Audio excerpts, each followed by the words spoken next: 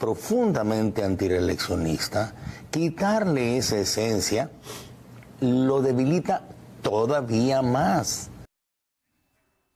Y a propósito de la crisis en el Partido Revolucionario Institucional, esta noche nos acompaña vía Zoom Dulce María Sauri Riancho, expresidenta del PRI, y en el estudio se encuentra Aurelio Nuño, quien fuera secretario de Educación Pública en el gobierno del presidente Enrique Peña Nieto. Buenas noches a ambos, bienvenidos a Punto de Referencia. Aurelio, Dulce María. Muy buenas noches, bienvenido, mucho gusto. Igualmente, muy buenas noches, Bienvenida, gracias por la invitación. Pues quisiera una primera reacción, Dulce María, de esto que sucede en el PRI y que ayer parece que es apenas como la parte más visible de algo que tiene ya algún tiempo. Los cuestionamientos por la dirigencia de Alejandro Moreno, pues tienen ya algunos meses y se ha planteado inclusive la necesidad de que se retire del partido. ¿Qué decir ante lo que sucedió el día de ayer? La primera cuestión que es ineludible es que el PRI está en los más malos resultados electorales de toda su historia. Por primera vez el PRI tuvo un porcentaje de un solo dígito en la elección, es decir, 9.5% de la votación nacional fue solamente lo que logró el PRI. Hemos perdido presencia territorial de 12 gubernaturas que había al inicio del encargo de Alejandro Moreno. Ahora solo gobernamos 2, Coahuila y Durango. Hemos perdido también importantes espacios de representación en el Poder Legislativo.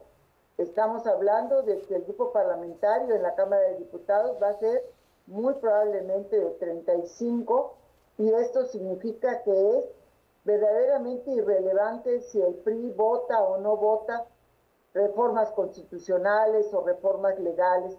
Y una situación parecida se da en el Senado, ante que en ambas cámaras es muy probable que exista la mayoría absoluta y constitucional de Morena y sus aliados.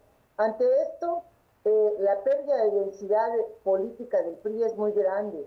Y en vez de enfrentar esta realidad, en vez de hacer un análisis crítico de los acontecimientos que nos llevaron a este mal resultado electoral, el presidente del Comité Nacional se le ocurre impulsar la realización de una convocatoria fuera de tiempo, fuera de los márgenes legales que señalan que no puede haber reformas a los documentos básicos en tanto no concluye el proceso electoral, que el proceso termina con la calificación de la elección presidencial por el Tribunal Electoral, no después del 6 de septiembre. Todo con el propósito de quitar el candado a la reelección. Había una prohibición expresa, y hay en los estatutos, para que las dirigencias del PRI, la nacional, la de los estados, se reelija. Prohibición absoluta. Nadie puede ser reelecto. Esto en cualquier partido político podría ser diferente, pero no en el partido que nació en 1929 bajo el principio revolucionario de la no reelección. O sea, lo que intenta hacer Alejandro Moreno es atentar contra uno de los pilares fundacionales del PRI. Y esto, sumado a esta debilidad electoral que se ha mostrado, hace verdaderamente delicado el momento que está viviendo el partido. Les pregunto a los dos, a mí sí me gustaría, Dulce María, Aurelio, hablar en un momento más justamente de esta realidad que describes, Dulce María, frente a la cual tendría que haber una crítica y un dimensionamiento para ver entonces qué se hace después. Eso no se logra a través de esta asamblea, como lo estás proponiendo. Y antes de llegar a eso, me gustaría preguntarles a los dos, ¿cómo es? O sea, no es Alejandro Moreno, que un personaje como Alejandro Moreno pueda haber modificado las disposiciones dentro del PRI, el reglamento interno, en varias ocasiones para llegar a lo que a este momento estamos viendo. ¿Cómo es que pasa eso? ¿Qué pasa con el PRI?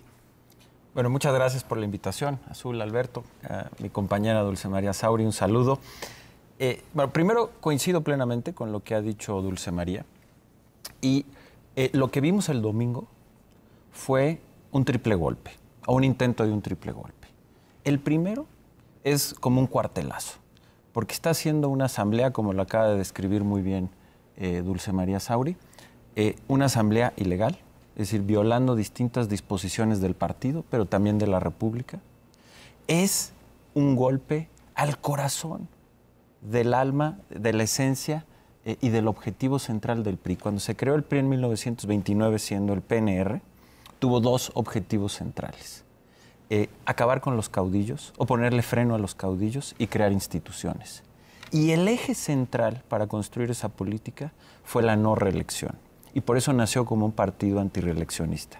En el famoso último discurso de su informe de Plutarco Elías Calles es cuando hace esta famosa frase de que México tiene que pasar de un país de caudillos a un país de instituciones. Y gracias a eso, México pudo tener una trayectoria durante todo el siglo XX distinta y mejor que el resto de América Latina, conteniendo caudillos y creando instituciones. Y el presidente del partido, esta dirigencia, rompe completamente con ese principio fundacional del partido en su segundo golpe. Y el tercero es lo que decía Dulce María, es un golpe al presente y al futuro del partido. Después de tener la peor votación en casi 100 años, en casi 100 años tuvimos la peor votación de un partido. Esta ha sido la dirigencia que ha tenido los peores resultados de la historia en casi un siglo, y no por poco, con un resultado dramático. Por primera vez el PRI tuvo menos de tuvo solamente menos del 10% de votación, con menos de 6 millones de votos. En ese escándalo, en lugar de poner su renuncia sobre la mesa, tener un acto de intentar salvar al partido convocando a una asamblea legal, legítima, abierta, para una gran discusión en la que estuviéramos todos incluidos, intenta este triple golpe. Entonces, estamos frente a una situación absolutamente de alarma, en donde el partido está al borde de su desaparición, pero en esta marcha hacia la locura de alguien que lo que quiere es tener al partido como un botín, cuando tendríamos que estar unidos en el punto mayor de reconstrucción frente a la crisis que estamos viviendo. Dulce María, el PRI al borde de la desaparición. ¿Tiene futuro el partido como está ahora y realmente se puede llegar a pensar en una refundación si tenemos a una dirigencia como esta? Que yo quiero también mencionar un poco lo que dice Azul, es que no es nada más Alito. Es que parece increíble que una dirigencia que parece en su momento todopoderosa, y no solamente hablo la de ahora, sino de viejos y de también nuevos militantes del PRI, que en su momento era un partido realmente de estudio por buenas y malas razones. ¿Cómo es que llegó a esto y va a poder sobrevivir? Y si lo logra, ¿qué va a hacer? ¿Qué va a hacer? A ver, yo diría o daría dos dimensiones a mi respuesta. Un intento de entender cómo surgió el partido y cuáles son, en función de ese origen, sus posibilidades en lo que viene, porque viene un nuevo régimen político con reglas y con procedimientos de carácter fuertemente autoritario. El PRI surgió desde el poder, surgió para defender al Estado de la Revolución y fue durante muchos años el partido hegemónico, el partido mayoritario que supo generar las condiciones para las transformaciones que fue viviendo nuestro país, para la creación de instituciones, como señaló hace un momento Aurelio, y también para poder ceder sus ventajas y dar cabida cada vez más en forma creciente a reglas equitativas para la competencia electoral. Y pasó en 1997, cuando perdió la mayoría absoluta por primera vez en la Cámara de Diputados, a una nueva etapa. Esa nueva etapa que abrió para el país, conocida como la transición, se prolongó prácticamente hasta el 2 de junio pasado y estuvo caracterizada por una competencia entre partidos políticos que se enfrentaban y disputaban el gobierno, ganando o perdiendo en distintas ocasiones. Pero si nació desde el poder el PRI, ¿qué va a hacer el PRI como organización política ante el surgimiento de un régimen autoritario cuyo brazo electoral se perfila Morena para hacer. El PRI nunca ha luchado contra un régimen, nació de un régimen.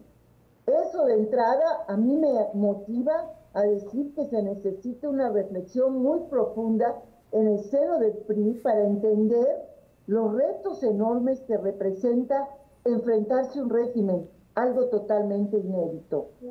Y la otra parte, decir que estoy absolutamente convencida de que el PRI tiene viabilidad, primero para sobrevivir y luego para empezar un largo, lento proceso de reconstrucción, de refundación, de renovación, como le queramos poner, para darle o hacer su contribución a la democracia en el país bajo condiciones inéditas que seguramente vamos a vivir.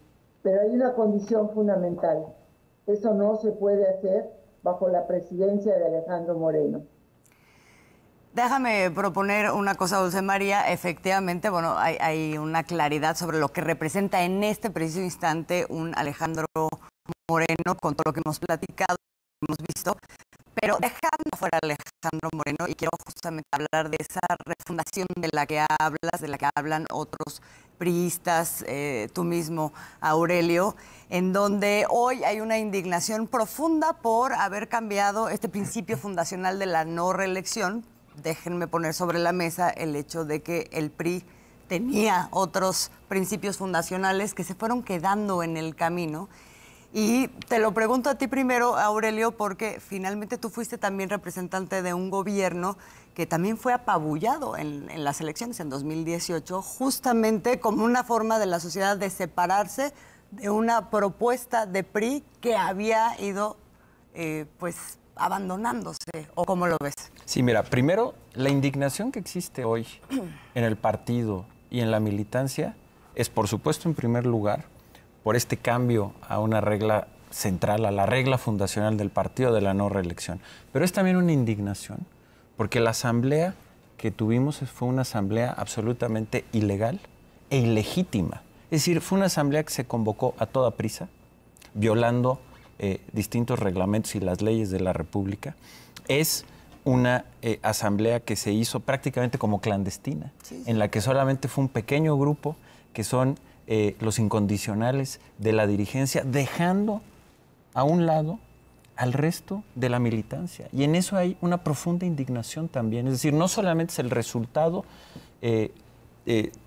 muy negativo y muy perverso de haber quitado la reelección y ese tema fundacional del partido, sino es también esta indignación por haber prácticamente secuestrado y no haber hecho una asamblea abierta como siempre habían sido las asambleas. Y en ese sentido, me parece que, como lo dice Dulce María, la condición para que el PRI se pueda recuperar es tener una nueva dirigencia. No puede ser con esta dirigencia, no puede ser con Alejandro Moreno al frente del PRI, ya lo vimos. Es decir, no existen las condiciones para que esta dirigencia pueda hacer una gran convocatoria, una convocatoria abierta, primero para una gran autocrítica, y ahorita voy a lo que tú decías, y segundo, para una discusión profunda de nuestro futuro que nos permita replantearnos, empezando por nuestra filosofía, decir en qué creemos, en nuestra ideología, para qué luchamos, qué país es el que queremos, cómo nos queremos organizar, cómo queremos modernizarnos, cómo queremos democratizarnos, en lugar de estar haciendo esto. A mí me parece que el PRI, y respondo a tu pregunta, en esta descripción que hacía Dulce María, de estos 70 años desde que se fundó el PRI, luego pasa por su etapa hegemónica y después por un proceso de democratización junto con todo el país, por supuesto con las presiones de distintos grupos populares, de los campesinos, de los trabajadores, de los estudiantes, de distintos partidos, pero el PRI se abre. Y se abre tomando su veta liberal. Don Jesús Reyes Heroles, un gran priista que fue presidente de nuestro partido, siendo secretario de Gobernación, hace esta gran apertura en la que se legaliza el Partido Comunista, se crean los diputados plurinominales para expresar toda la representación que tiene el país y empieza este proceso de democratización. Llega el año 2000, perdemos por primera vez la presidencia después de 70 años. Y cuando todo el mundo decía que el PRI estaba perdido, 12 años después pudimos recuperar en plena competencia democrática la presidencia, ganando una elección por amplio margen, derrotando a quien es hoy el presidente de la República, el licenciado Andrés Manuel López Obrador, y empezando una nueva política del PRI en democracia, que de inmediato invitó a los partidos de oposición a crear un gran pacto para hacer reformas muy profundas. Y me parece que en ese proceso, en donde vemos una transformación de un PRI mucho más democrático, dinámico, un PRI que recupera parte de la esencia de este priismo, que es, por un lado, una visión liberal del país y de la política, pero con un contenido popular. Y me parece que hoy en día, eso, y haciendo una autocrítica que fuimos perdiendo, es lo que tenemos que recuperar. El PRI tiene, en su esencia, una visión liberal, profundamente liberal, a favor de las libertades que puede haber en el país, libertades políticas, libertades económicas, con una visión radical de la libertad que implica el que todo el mundo pueda construir la vida que quiere tener, pero con un sentido de igualdad y de movilización popular. Y creo que en esa clave del liberalismo popular es donde el PRI tiene la gran oportunidad de trabajar, de recuperarse, pero no puede ser bajo esta dirección, bajo esta dirigencia y bajo estas prácticas. ¿Y la van a impugnar? La vamos a impugnar, sin lugar a dudas, la vamos a impugnar.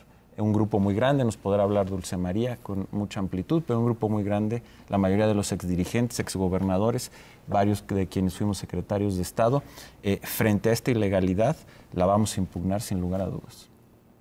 Dulce María, por favor, sobre esto que sigue, esta impugnación que están impulsando. Sí, a ver, hay dos vías. Es la vía política, que también ya hizo referencia Aurelio, de la denuncia de lo acontecido, en que hay un fenómeno que quiero destacar, que los priistas han recuperado su voz.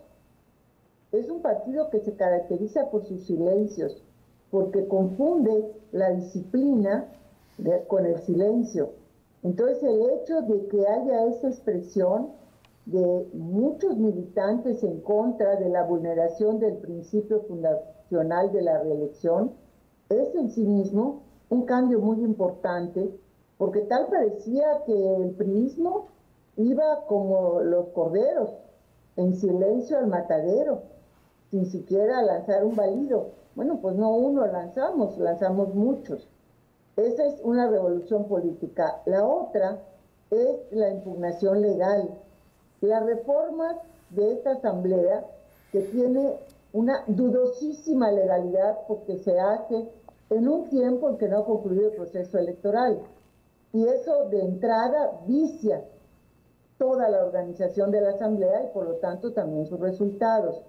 Para hacer valer este argumento está la instancia del Instituto Nacional Electoral, y si el INE valida los resultados de la asamblea, entonces está el Tribunal Electoral, que es la última instancia que analiza la legalidad de la asamblea y de sus resultados. Y estamos organizados, tanto los expresidentes del Comité Ejecutivo Nacional que suscribimos el pronunciamiento, como exgobernadores, exsenadores, exdiputados, dando esta batalla por el partido, que es lo único que nos anima.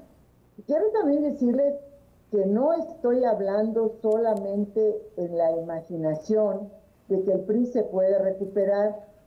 Yo era presidenta del Comité Ejecutivo Nacional cuando el PRI perdió por primera vez la presidencia de la República. Nos enfrentamos a los pronósticos que decían que después del 1 de diciembre, cuando iniciaba la presidencia de Vicente Fox, el PRI se iba a desmoronar, se iba a desvanecer. Dulce María, la voy a interrumpir si nos permite, por favor. Tenemos que hacer un corte. Si les parece, regresamos para hacer. Está en proceso que, según nos ha comentado, va a iniciar ya ante las autoridades electorales. Y comentaba un dato que me pareció a mí puntual. En 2000, el PRI perdió la presidencia de la República desde que prácticamente nació. desde el abuelito del PRI no había perdido la presidencia y en su momento se dijo, aquí acabó el partido y volvió a ganar. Cuéntenos un poco más de eso. Y a mí me correspondió como presidenta del Comité Ejecutivo Nacional hacer frente a esta dolorosa derrota.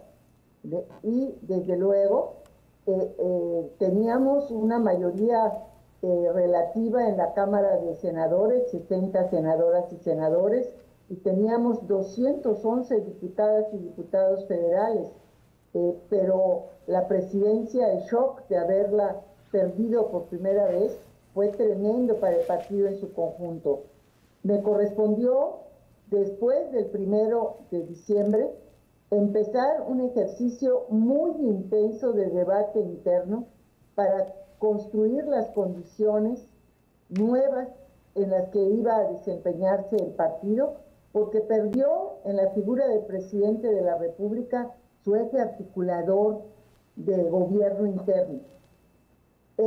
Nos encerramos 3 días, el Consejo en pleno, en aquellas épocas éramos alrededor de 320 consejeras y consejeros, a discutir todo sobre el partido.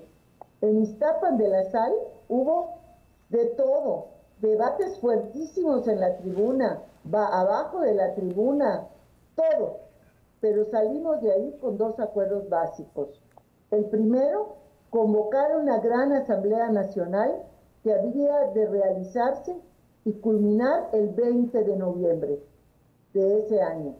Y el segundo acuerdo fue que la dirigencia nacional del partido iba a cambiar una vez que estuvieran definidas las nuevas reglas en la Asamblea.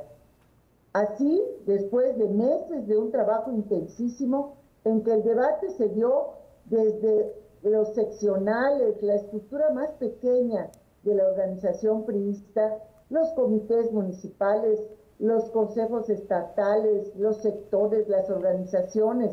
Elegimos delegadas y delegados en un número de 12.500. Trabajamos en 5 sedes durante 3 días para llegar a las conclusiones de reforma de nuestros documentos básicos. Y allá se establecieron las nuevas orientaciones y tareas que el PRI tenía que acometer. Pero lo más importante fue que en toda esta preparación hubo una gran movilización priista. La gente se sintió partícipe de un proyecto. No fue sencillo. Las descalificaciones surgían por todos lados. La polémica era grande. Pero logramos acuerdos en lo fundamental, que esos fueron expresados en las conclusiones de la Asamblea, y posteriormente, en el mes de febrero, organizamos el primer proceso interno abierto, con voto directo y secreto, y logramos sacar a la primera dirigencia nacional producto de este proceso. La historia es de ustedes conocida. El PRI se levantó y empezó a caminar. No fue sencillo el trayecto. En 2006 nuevamente perdimos la presidencia de la República, pero continuó el trabajo y la determinación de construir reglas para el gobierno interno que ya no descansaran en la figura presidencial, que ya no tenía el PRI presidente de la República, pero tampoco en la dirigencia nacional del PRI, que no podía representar al interior del PRI lo que representó el presidente de la República. Y así logramos llegar al 2012 y el PRI ganó la presidencia con Enrique Peña Nieto. Hay un tema ahí también que me gustaría que lo conversáramos antes de ir cerrando esta conversación. Bueno, son 2. Y que son temas que atañen al PRI y están de una u otra forma vinculados. Pemex Gate en su momento, en 2000, y el asesinato de Colosio anteriormente, que ahora dentro de la Asamblea Nacional Alejandro Moreno lo volvió a sacar adelante. ¿No sería necesario también hacer una revisión autocrítica, aclarar perfectamente bien esto que ocurrió? ¿Cómo pueden quitarse esta etiqueta, para ponerlo de esta manera? El PRI sí aspiran a, 1, refundarse, pero 2, a volver a gobernar. Y necesitan también que la gente no los vea como el partido donde murió, fue asesinado Colosio, y el partido del Pemex Gate. Mira, sin duda el partido requiere de un profundo proceso de autocrítica en todos sentidos. Una autocrítica histórica, una autocrítica del presente, una autocrítica del último gobierno del que estuvimos con el presidente Enrique Peña Nieto, y por supuesto una autocrítica muy profunda de la dirigencia actual. Pero dicho esto, estos dos temas que tocas, Alberto, es algo que puso Alejandro Moreno en la Asamblea como un distractor. Mira, yo te voy a decir algo. Yo soy un priista, convencido. Tengo 25 años de militancia en el partido, o sea, un cuarto de siglo de militancia en el partido. Cuando ocurrieron estos dos eventos que tú dices, yo estaba en uno en la preparatoria y en otro en la universidad. Entonces, por supuesto que hay que hacer una revisión autocrítica histórica del partido. No le podemos dar la vuelta, pero no podemos caer en esta trampa. Por favor, el señor y la dirigencia que llevaron al peor resultado en la historia del partido en 100 años, que lo llevaron a tener menos del 10% de la votación, que perdieron la mitad de los votos en tan solo 3 años de 2021, ya no hablemos de más, de 2021 acá, perdieron la mitad de los votos, en lugar de decir, señores, soy responsable de esta catástrofe, aquí está mi renuncia, como lo acaba de hacer, por ejemplo, Sunak, el ex primer ministro de Reino Unido, que tuvo el peor resultado en décadas de los conservadores y no chistó para poner su renuncia. Obviamente como primer ministro perdió la elección, pero como presidente del partido de los conservadores. Entonces, repito, porque no quiero que se me malentienda, creo que un proceso de reconstrucción fuerte y profunda del PRI requiere de esa autocrítica histórica, pero los priistas no podemos caer en esta trampa de un señor que tiene que responder por ser la dirigencia más catastrófica que ha tenido el partido en un siglo y que quiere hablar de temas que pasaron hace más de un cuarto de siglo, en donde muchos de los militantes convencidos como yo, que ya tampoco soy de los más jóvenes, yo tengo 46 años, pero que cuando eso sucedió, yo estaba en la escuela. Entonces, por favor, creo que lo primero y lo más urgente si queremos recuperar al partido es hablar de lo de hoy, del fracaso de esta dirigencia, de la ilegalidad de la asamblea a la que llamaron, de la ilegitimidad de esa asamblea y empezar por hacer esa reconstrucción. Y para poder hacer esa autocrítica no lo podemos hacer con esta dirigencia que tiene esas mañas y quiere desviar la atención. ¿Quisieras, Dulce María, cerrar algo, añadir algo a este comentario de Aurelio sobre esto mismo o sobre lo que quieras? Lo digo sobre esto mismo porque tú fuiste una de las aludidas con respecto al tema del Pemex Gate. Sí, me parece que ese asunto fue sobradamente discutido, procesado por la Fiscalía, por la entonces Procuraduría General de la República, que por cierto no era una Procuraduría del PRI, era de Acción Nacional, y en aquel momento no era constitucionalmente autónoma, dependía del Ejecutivo Federal, y que si hubiese habido cualquier elemento seguramente hubieran procedido en nuestra contra. Entonces, yo coincido con esa visión. Este es un distractor para no hablar de lo verdaderamente importante que tiene que ver con el futuro inmediato del PRI y con su viabilidad como partido político. Porque si no hay corrección, si continúa la pendiente descendente de la votación del PRI, en el 2027 quizá tengamos alrededor de un 5%, y en el 2030 el PRI estará arañando el 3% indispensable para conservar el registro, y como le sucedió al PRD, tal vez no lo logre. Esto es la amenaza si no corregimos el rumbo. Y no me parece que el partido histórico, el partido que nació para garantizar la transmisión pacífica del poder en México, que impulsó la creación de las grandes instituciones de la democracia y la economía, merezca este final. Por eso estoy luchando, y hay un número importante de priistas que coincidimos en ese esfuerzo de salvar al PRI. Pues Dulce María Sauri, Aurelio Nuño, muchas gracias por esta conversación esta noche en Punto de Referencia. Estaremos desde luego muy pendientes de este proceso que anuncian, que van a estar impulsando, y pues en comunicación también. Gracias, Azul. Muchas gracias. Gracias a los dos. Gracias. Buenas noches.